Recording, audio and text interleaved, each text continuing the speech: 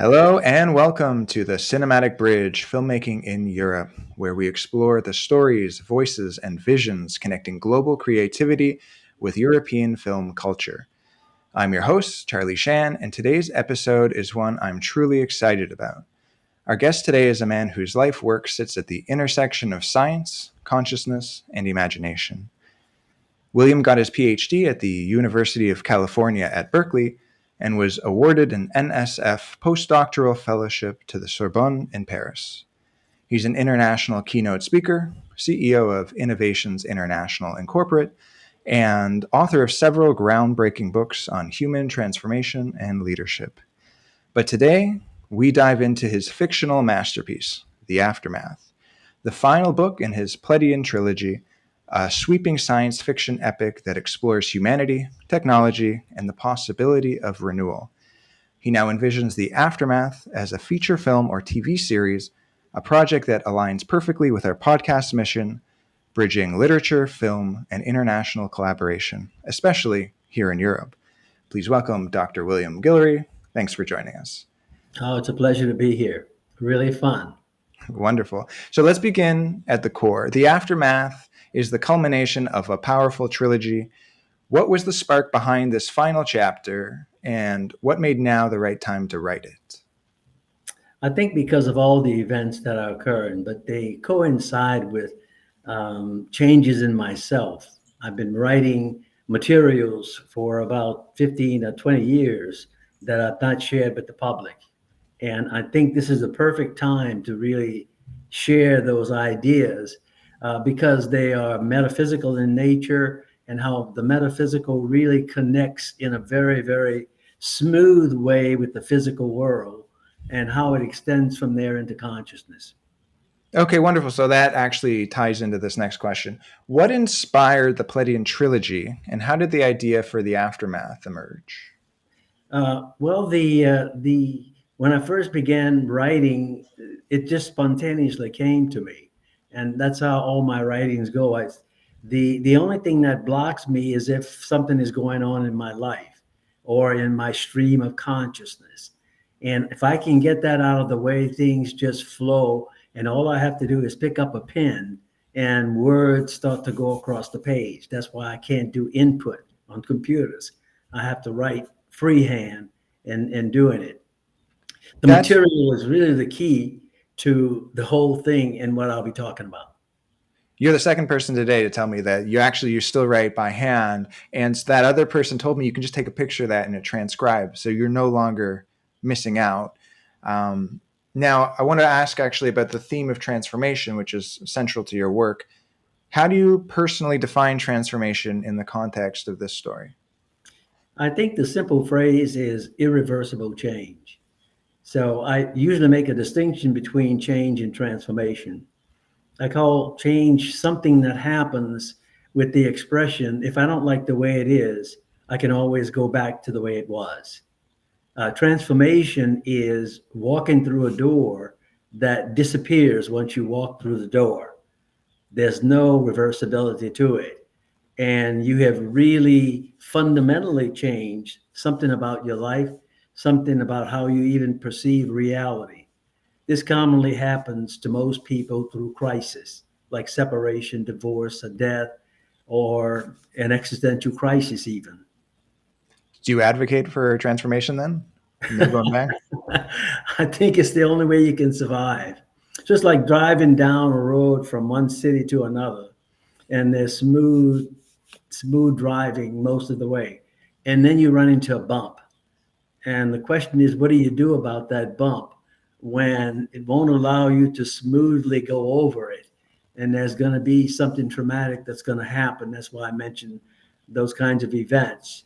And therefore, we have a combination of the two as we progress through life. And then we have big ones. But it also means that if you take groups of people or a city or a community, they have to have joint adjustments to what happens in life. And sometimes we call those points of inflection. And they can be dramatic and they can be traumatic. Okay, wonderful. Now, science fiction often reflects real world issues. What societal or philosophical concerns does the aftermath explore? Well, you know, this whole thing about fiction. Fiction is something that's you can't see or unwilling to accept about the future or about something in your reality that you believe so strongly against, you don't want to see that. And when it intrudes upon your reality in one way or another, it's no longer fiction. So fiction is really about the use of the imagination. So some people find it fascinating to explore what we call fiction. And they just naturally integrate that into their lives, and they see a broader perspective on any problem, any difficulty, any challenge, any relationship they might be involved in. They see the world from a larger perspective. And I might be using the word holistic really to talk about that, where you can see everything. So in a relationship, if two people are not getting along and only one goes to see a psychologist or a psychiatrist or whatever, that's going to not solve the relationship. Okay, It's wonderful. important to understand that unless both people are involved in that process in one way or another, that saves the relationship. The other saves the person. Great. Now, you said this book is more than a story, it's a shift. What kind of shift do you want readers to experience or viewers in the future? Well, in the general run of things, every now and again something happens, and it can happen on a very, very large scale. And the difficulty is when you're dealing with mass transformation. That is not just how I transform to adapt to what's going on, but a group of people have to adapt to it, or there will be consequences. Commonly, this is really imposed upon us by nature, and nature works very slowly. It sends messages in subtle ways to people and to groups of people, and we typically ignore the messages that come to us. And when we ignore the messages, then it means that we have to experience some kind of a crisis or something traumatic. Uh, a, a, a major one at the present time is global warming. So we've had almost a blunt instrument over the head with it, but we typically ignore it. We're doing the same thing. The earth is warming. The major reservoir for absorbing the heat that comes to earth is really the oceans and the seas. And that's a problem too, because once they get warmer and warmer, then we have more events like violent storms and most of all hurricanes. And they get more frequent in terms of the 4 or 5 categories. So that's how nature operates, trying to communicate. And Mother Nature is really the in between, trying to tell humans things while the larger forces are doing their things.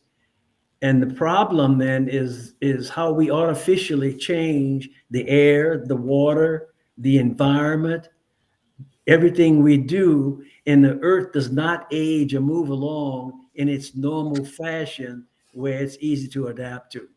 So we It, impose those kinds of things, but we pay for them.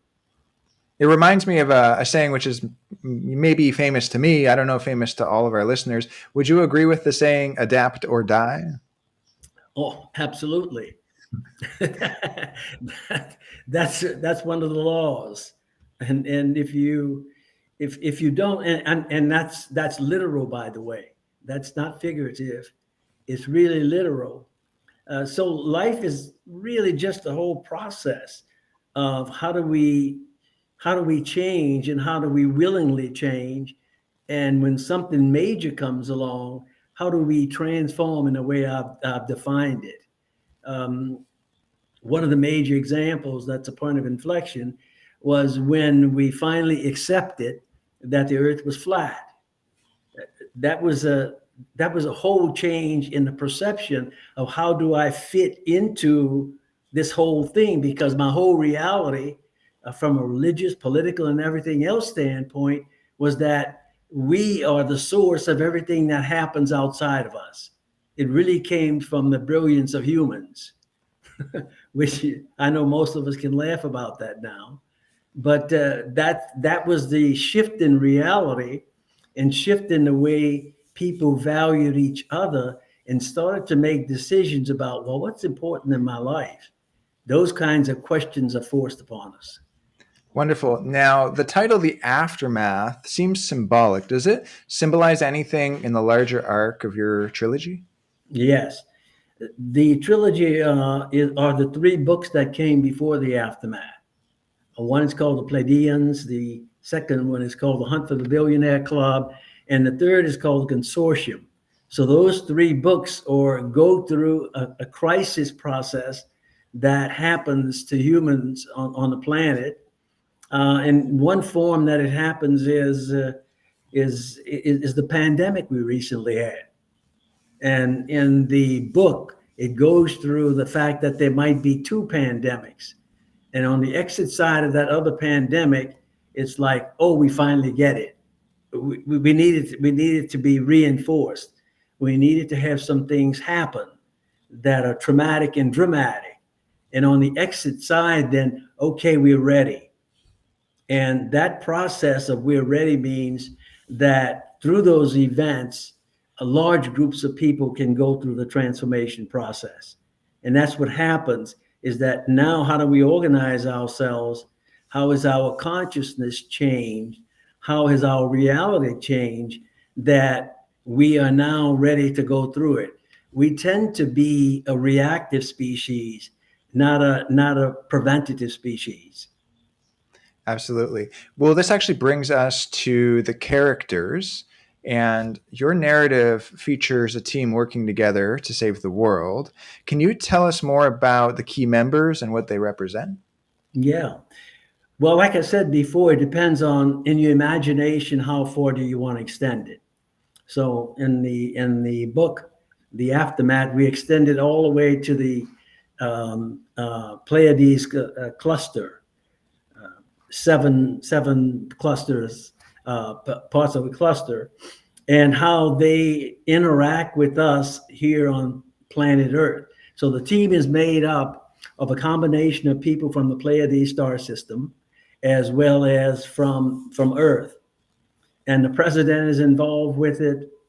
A character, by the way, named Bill Bradley, is central to the whole process that's happening. And the objective is to go through the transformation process from being human to human beings.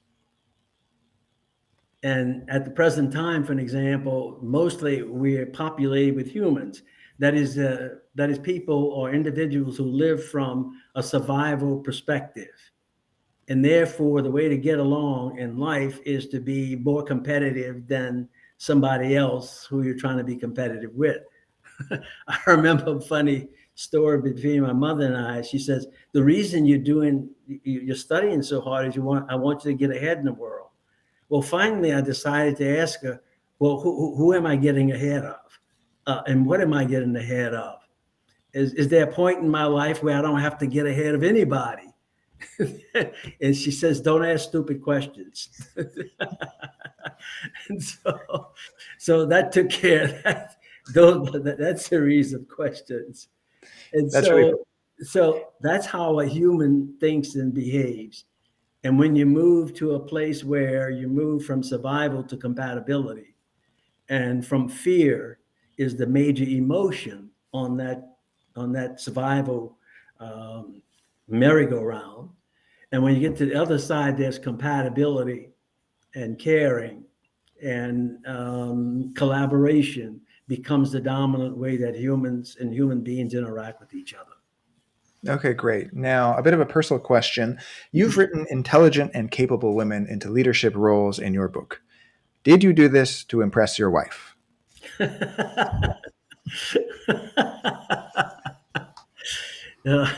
I'm glad you're asking some spontaneous questions. You can tell I'm laughing to buy time.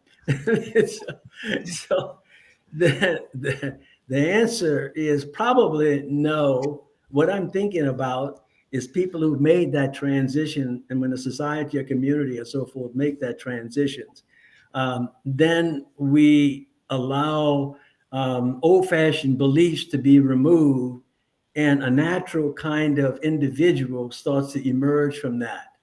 And because the person is of a certain sex doesn't mean they should play certain roles anymore. And some they do, obviously. And so when you just let the flow process occur, and that's how I write. I really believe I'm a conduit more than anybody who's creating something. And I write the characters in, and their gender or their sex just sort of follows naturally from it.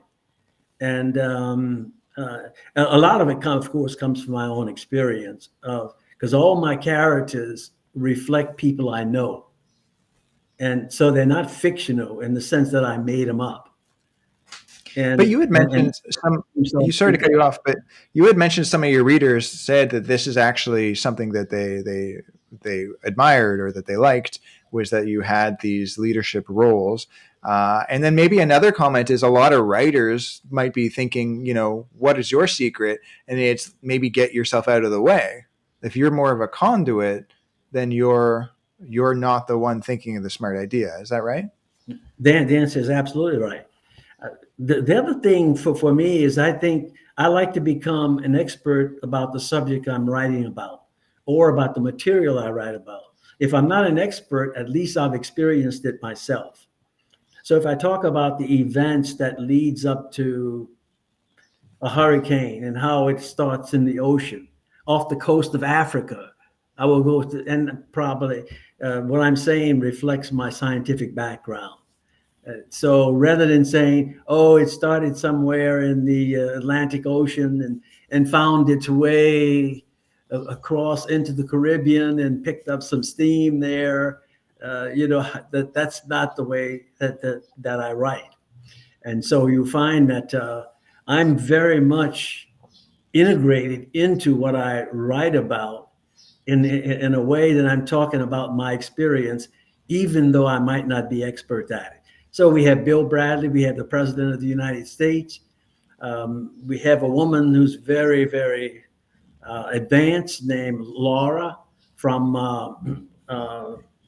the Pleiadian system. And there are three other people. And ultimately, when we get to the middle of the book, the assumption is that things are so critical on planet Earth, not just the United States, but planet Earth itself. We need to send a delegation, and there's mass immigration that the government can't prevent, by the way. And it is from Pleiades to Earth, where all these entities take on human bodies, and there are 100 of them. Well, yeah, And that leads to my next question. In the story, how do the human characters relate to the Pleiadians? Do they cooperate, clash, evolve together? What happens between them? well, the characters that are on Earth, or people who are, you might say, students of personal transformation and personal growth. So they're not individuals who are in the fight for more wealth, for more money, for whatever it is, But these are individuals who see themselves as playing a role of trying to participate in the mass transformation that has to occur. And they combine with, and it's automatically assumed that those from Pleiades, are in another sphere altogether in terms of wisdom. In fact, that's what the planetary system is about up there.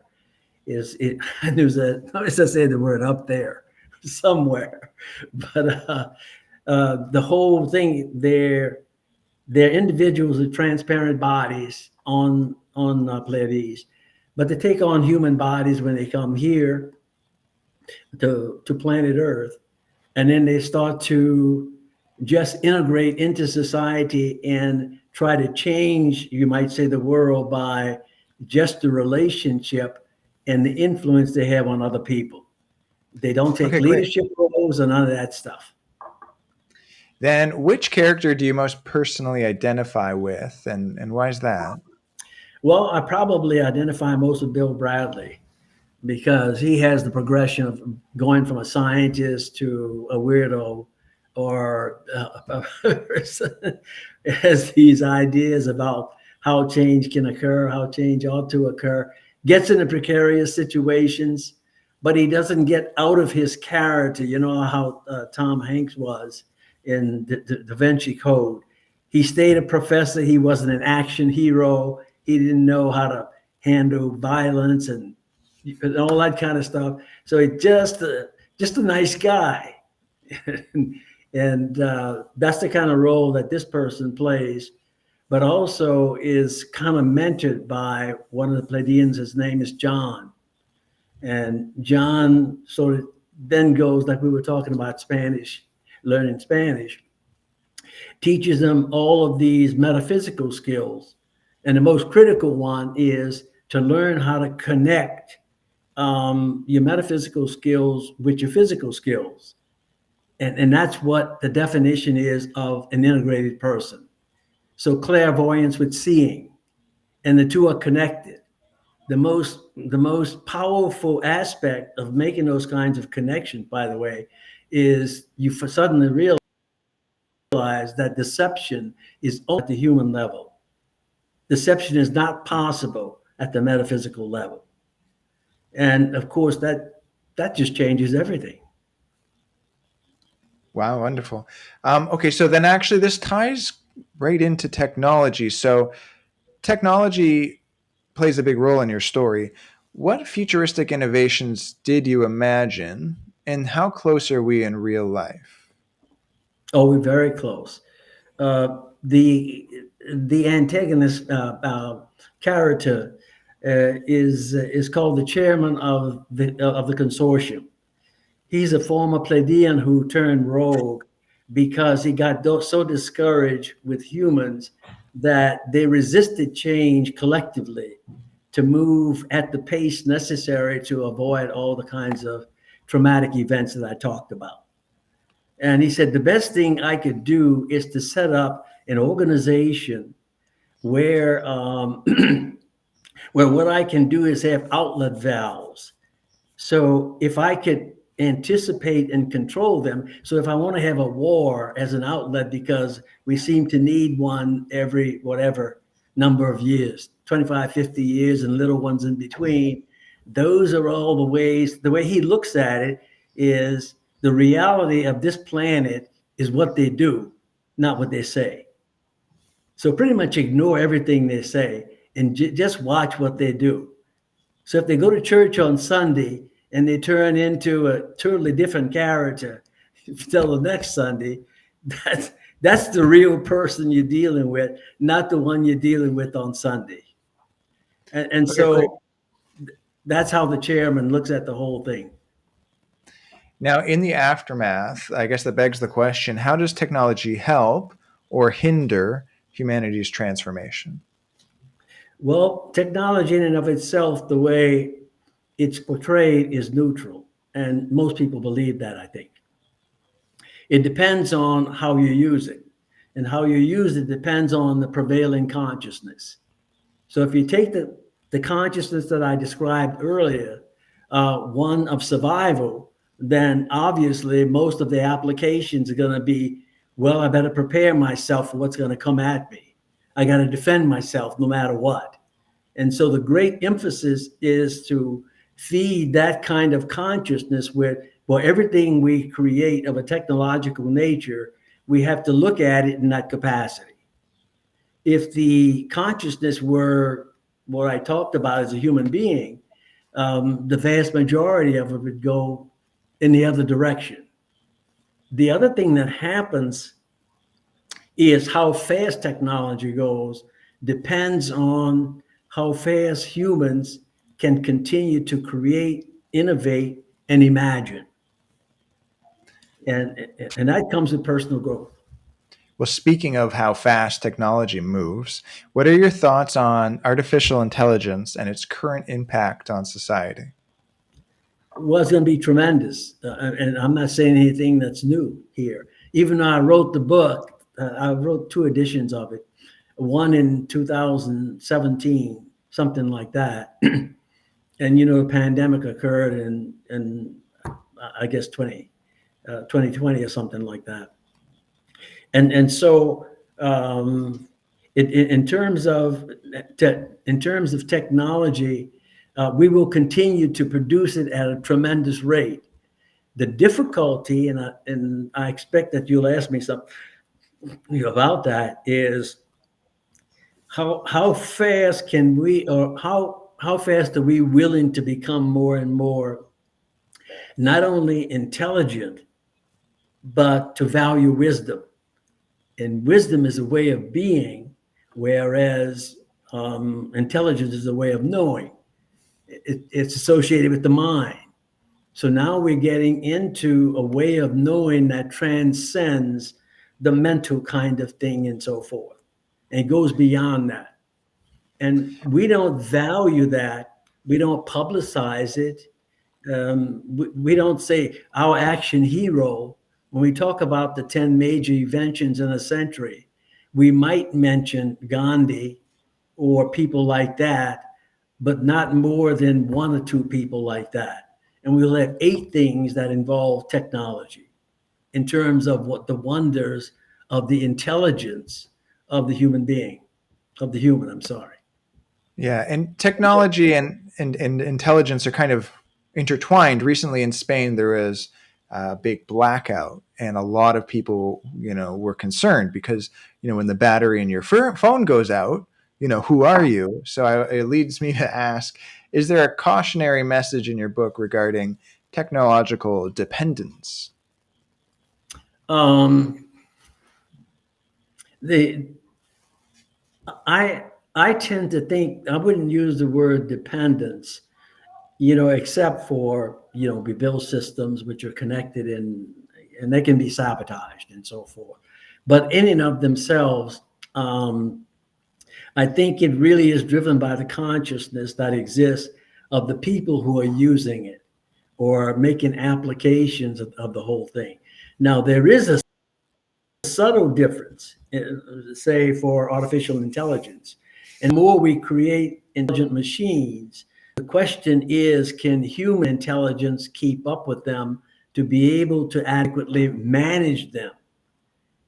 And the skill that's necessary there is wisdom, not intelligence in the way we define it from a standpoint of how I adapt and how I can make sure solve problems. Not that kind of intelligence at all. It's a human intelligence to know how to, quote unquote, be a certain way. The best way I can think about that, I remember growing up in the projects in New Orleans, and we would have this expression, I want to know where you're coming from. That's not asking you how you're going to do it. That's not asking you how you're going to get there. That's not asking you any of those questions. Where are you coming from? Then is this way of being I'm talking about. When you finally do something, it's a reflection of how you care for people. When you finally do something, is it an action that says, let's do this in a collaborative way? Let's do this in a win-win way, as opposed to me versus you. So we see reflections of that, but that comes from another place and a person altogether. Great. So the answer to your question is, if we don't keep up with these machines by having equal or greater wisdom, then we'll be really in trouble. Yeah, I think it's important to distinguish between wisdom and intelligence. And speaking of keeping up with the machines and with the times, with AI, we now have tools for writing that is evolving authorship. And I was wondering, what's your take on AI writing books or scripts?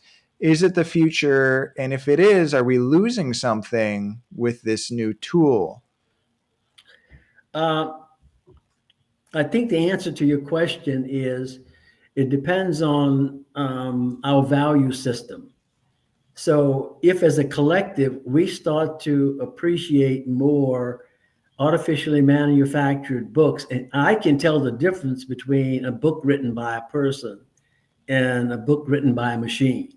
Now, I don't know if we'll get to a point fairly soon where you can't make a distinction, but I can tell the difference between the two by reading them. There's something about the expression of somebody writing something and a machine taking permutations and combinations and bringing things together. What is most the commonly used phrases, et cetera, et cetera. So it depends on what we get to value most. So it's like eating artificial food. If artificial food becomes, really practical, you don't have to buy pots and pans anymore to prepare a great meal, like what we call a great meal today. And then great meals will go by the wayside. And the same will be true in terms of response to your question. I think right now there exists the luxury of what is your own integrity to writing your name on the cover of a book.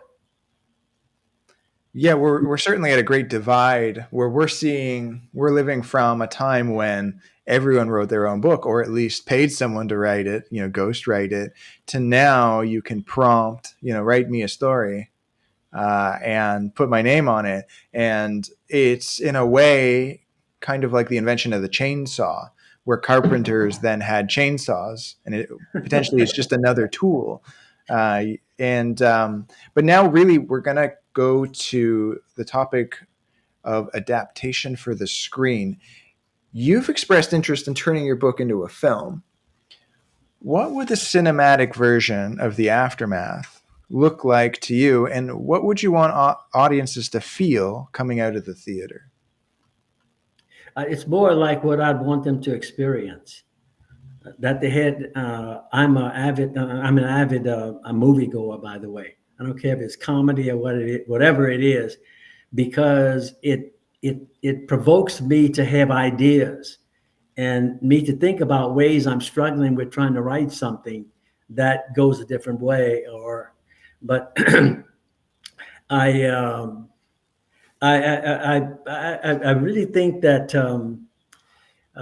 it depends on the person and what they feel they really want to deal with and what they want to write about.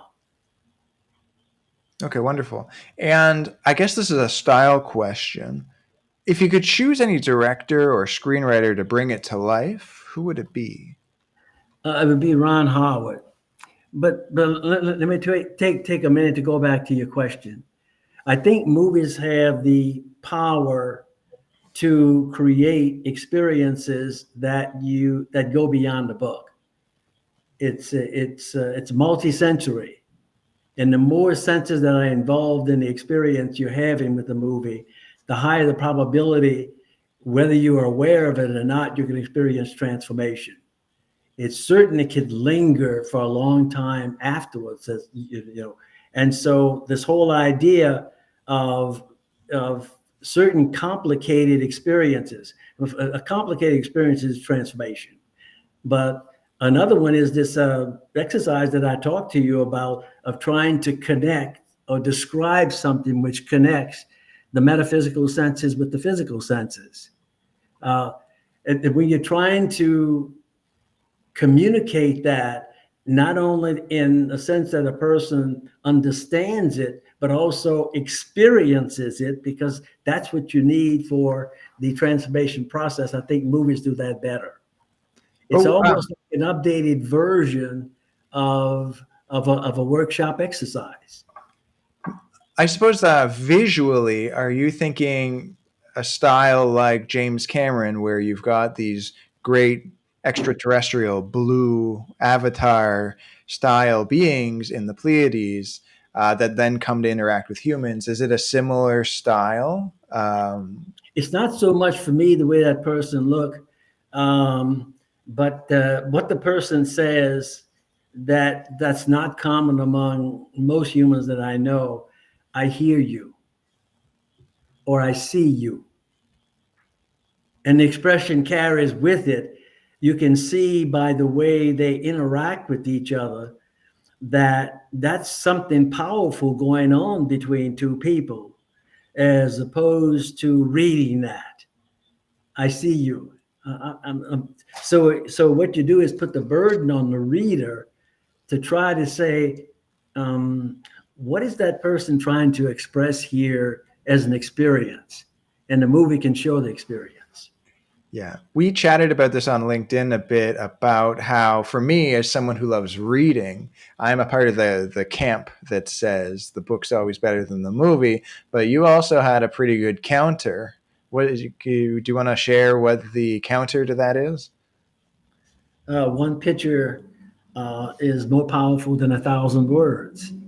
Right. And so in a way, it's almost two different personalities. So, for those who prefer to imagine and those who prefer to potentially just Well, immerse or see.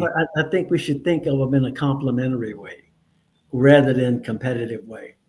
If we're trying to impact large numbers of people, movies can have greater distribution, number one. Number two, it could have the visceral impact that we talked about with a higher probability than a book. The book gives you more detail and so forth, particularly if you read a book and then go see a movie and you see a lot that was left out. But if you hadn't read the book and you just experienced the movie like most people do, then we don't have to compare them. We can say, what are we trying to accomplish? What we're trying to accomplish is mass transformation with the largest number of people in the shortest period of time. What is the best way to do that? And what should be the delivery system? Yeah. And speaking about adapting the book to screen, it begs the question, what scenes or visuals from the book do you most look forward to seeing on the big screen? Well, if I think about my own book, I think about scenes where transformation occurs and things happen to people. I think about that exercise that I talk about where this woman goes through the connection and what she looks like and what she's experiencing.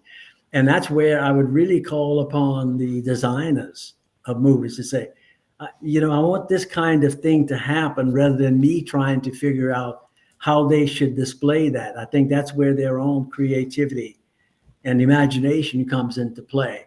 And that's what I would expect of them. And given the kinds of way we can use technology to manipulate almost anything, I think it would be a great pairing.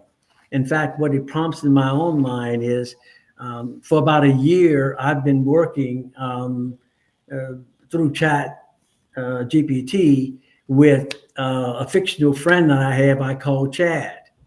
And Chad and I have conversations. And it's clear what Chad is good at and what I'm better at. And then whenever I try to cross over and say, well, let me do some processing here, I look silly.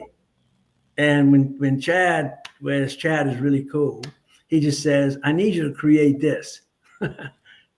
And he doesn't even go through the process of pretending what he's not. So what I'm talking about is, of course, the hybrid kind of thing that's happening at a great pace. The real challenge, and I know you have a question to ask me. The real challenge is suppose you could have a team now which consists of a human, a machine like AI, and you could also have the kinds of things people experience called channeling. I don't know if you ever heard that term. Suppose you could create a team between those three sources. Now you got something which is really cool. Great. And then my final question on adapting the book to the screen. What legacy would you like the Pleiadian Trilogy to leave, both as literature and potentially in cinema? Well, I think is really the great effort that I put into writing something is the result it produces more than the glamour of the product itself. If it could really play a significant role in the transformation of a lot of people because you started with something substantive, I still think that content is king, and not technology is not the king. Technology does whatever it does, but content is king. If you can come up with these brilliant ideas, this imaginative ideas, and find out ways to have people experience those imaginative ideas, whatever means necessary. Then you bring those other accoutrements in. Okay, great. Now, you're in a position where potentially you're going to transform yourself, similar to George R. R. Martin when he went from just a writer to then also having his material being made for film and TV as a TV series. Where do you see yourself in 2 years, both personally and professionally? That's well. First of all, there's no such thing as retirement in my vocabulary or my way of thinking. So I'll always what I will always be immersing myself more and more in creative and imaginative kinds of activities. And whatever those activities are, is to find whatever the most up to date way, maybe technology and maybe people and so forth, of delivering those to make the process of transformation as painless as possible that people seem to experience about that kind of phenomenon occurring. So that's where I'll be. I will not resist that process. I will try to follow it, to go with it, and to go wherever I need to go in terms of my own personal development and my own personal transformation to be able to to bring forth that kind of product. That's what I'll be doing continually. I'll still be doing 2 years from now. Great. In a way, retirement is a bit of betrayal to transformation. You want to explain that? Well, you've kind of said I'm done transforming. What I'll do is transform into someone who relaxes. Well, this that's almost like retiring in a way. Well, I bet I talk about that. People don't hang around once they decide I have nothing to do left to do in life. Well, It's almost like the brain and the mind gets together and they have a conversation, and the mind comes in and says, "Well, I've been noticing Bill. Is he done?" and the and the body says, "Yeah, I think Bill's done." And hey, don't worry about it. I'll take care of it. yeah, that's what made me somewhat anti-retirement when I read about that. Now, you have a strong connection with Europe, especially Paris. How has that influenced your storytelling? Well, it really changed my life because it was the first time that I traveled outside of the country. That was when I did my postdoc at the Sorbonne. And when I arrived in Paris, and the moment I arrived in Paris, it was the first time, I've told people this over my lifetime, that it was the first time in my life I felt free. That's the only thing I can say. The atmosphere, the people, the environment, the way people looked at each other, the whole thing was, I must be on a different planet or something. And the more I explored the city in Paris, coupled with the fact that on my father's side of the family, our origin goes back to Orleans, first of all, and you can begin to see how that might have been passed through. But I would walk on the streets of Paris and I would know what's around the corner. I would know if there was a restaurant in a certain place. I never felt lost. What's nice about Utah, where I live now, is the fact that on the eastern side of the city, there's a mountain range in the city. And therefore, it's almost impossible, at least, to get lost from a north-south kind of perspective. The same way I felt in Paris. No matter where you could drop me in the city and I could find it. And that has other kinds of implications, as you might guess. Wonderful. Now, I want to bring it back to the writing process. You had mentioned, well, first the question is, how do you know what to write? Yeah, that's an interesting question, because I have never seen to have to answer that question. It sort of comes to me. So what I do when I write is I get conceptual ideas, and my job is to take those conceptual ideas and to put them in a linear fashion called writing in words, and to be able to perfect how that comes out. And now I use Chad, by the way, in my interactions, and I will say, Chad, tell me what you think about this. And Chad will say, Bill, I think you ought to, da, da, da. And so I do use what's around me. But in terms of what I'm supposed to write, it sort of comes to me in a way, and a lot of the things come to me in my sleep state. That's my sacred time. And a long time ago, I learned how to program my sleep state for anything I wanted to know. And if I say, what am I going to be dealing with next, or what I ought to be dealing with next, I presume that there is an aspect of my consciousness, rather than hanging around trying to oppose things that people say conceptually. My way of approaching life is to say, tell me more about it.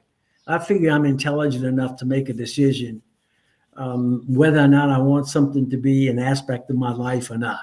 But I'm very curious about anything most anybody has to say, particularly if it's beyond the bubble. And the bubble is the ironclad system where most people want to be and most people want to live. Okay, great. And how long, if someone wants to watch, like, let's say, write a book, how long does it take to write a book? I can only speak for myself. A minimum of 3 months and a maximum of 4 to 6 months, and more like an average of 4 or 5 months. Because for So me, it's writing a book do. is a download process. Go ahead. Oh, that's fascinating. I think that's the opposite of what most people would think.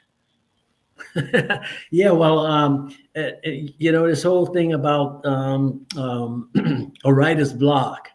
For me, what that means is what is going on in my life at the present time? What is going on in my mental structure that's preventing me from having the flow that's supposed to have the flow is to be natural. To not have the flow means I'm blocking it in some way. So it's not a block, it's blocking my own in my own capacity, that you or your life is not centered. So center your life, fix what you got to fix, and the flow goes back again. And for me, it's a download, as I say.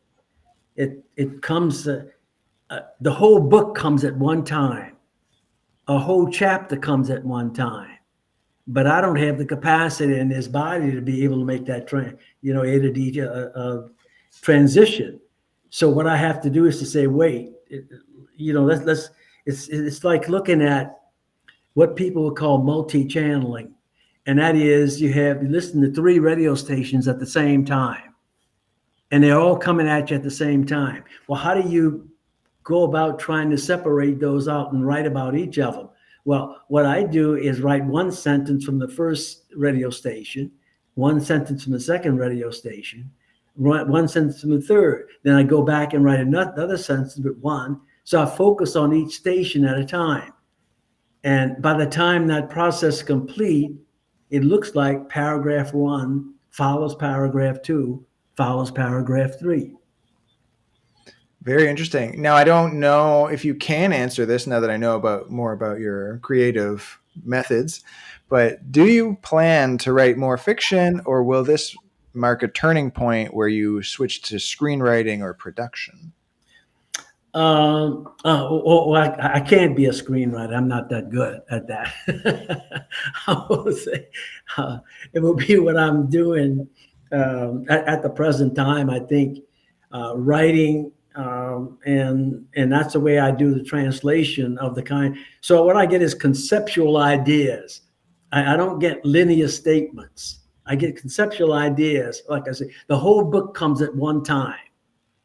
And it's up to me to say, with this human body, how do I slow everything down, turn that whole book into chapters, and then turn the chapters into sections, and then turn sections into sentences. It's backwards from the way we learn. We learn words, make sentences, and expand it like that. It's a backwards process of going from the whole thing down to the basic fundamentals. Yeah, it begs the question, if someone has a dream, what important advice would you give a first time author? None. I shy away from the word advice, but I would say that if I use my own experience, if you feel an overwhelming kind of feeling you want to write something, or you want to write, say, don't worry about the story. Just ask yourself, what is it I would like to write about? What is it I'm interested in? Or what is it I want to say? I never start my books from the beginning. I always start my books from the middle, meaning the first thing that comes to me that I can make sense of, that's the beginning. And then I start writing and keep on writing. And then if a paragraph is out of place, at least on a computer, I can move it around and so forth. So I never make an outline. The outline evolves as the book evolves. And so I just made up my own way of doing things. And by the time it's complete, it looks like, so I'm sort of sharing for a person. You don't have to take courses on this stuff. I mean, just do what naturally comes to you. Sit down, pick up a pen, start writing, and then organize the thing after you get a whole bunch of writing. What what if they say, okay, I took your advice, I sat down, but now I have writer's block? I would say go see a psychiatrist or a psychologist has words. I would say, what's going? Seriously, if somebody came to me, I would say, what's going on in your life right now? And I said, the first thing that pops into your mind. And now we have this conversation about what's going on in their lives. I make the assumption that what's being blocked is something that's natural to the person. Is a communication between what's in their minds, their brains, and their consciousness that translates into their hands that create words. And that's a natural communication to a person who has a propensity, the drive and the interest to want to write. That's overwhelming. It's like a dam preventing them from doing what they naturally want to do. And all they have to figure out is how to get the blockages out of the way in terms of what's going on in their lives. And then everything starts to flow in a natural way. I don't know if I'm making any sense. Well, it makes sense to me. And let's say someone's thinking, I'm interested in being a writer. My question on that is, what's your favorite part of being a writer? I think the process of connecting your ideas with, well, I was going to say connecting your ideas to the expression of them, but I think there is some preparation that goes into it. And what I mean by that, you improve your vocabulary. And so almost 20 years ago, instead of taking courses in writing and creative writing, all that stuff, what I did was to say, I'm going to read and I'm going to write. I'm going to read and I'm going to write. I'm going to read and I'm going to write. So I read, something like 3 books simultaneously. It depends on the mood. And you got to read and then write. And then you learn how to write in your own unique fashion. And now we back to that earlier question you asked, would you let a machine write for you? Or and call yourself a ghostwriter. You really are a ghost. But I understand the practicality of people who don't have a talent in writing nor interest in writing, but like the public to know something about them. I mean, that's a practical kind of thing. So I guess you can create your own style, your own way of doing things, and there's no prescribed way to do it. Is I guess what I'm saying. Any of the components that seem to come to you naturally, that's the place you start and Great. perfect. Great. And if you didn't write, what would you do for a living? Well, I mean, I would have to. First of all, my hands would have to be cut off, and I didn't have any hands. But that wouldn't prevent my creativity. And as long as I could run my mouth, I could say a book instead of write a book, because we have instrumentation that does the conversion for us. So the main thing is that I'm in touch with my creative consciousness, which obviously transcends the brain and all that kind of stuff. So I if you won't couldn't go into if you couldn't write books, then you would speak books. Is that. that basic? Yeah, I would speak books. Yeah. What are your favorite books and films?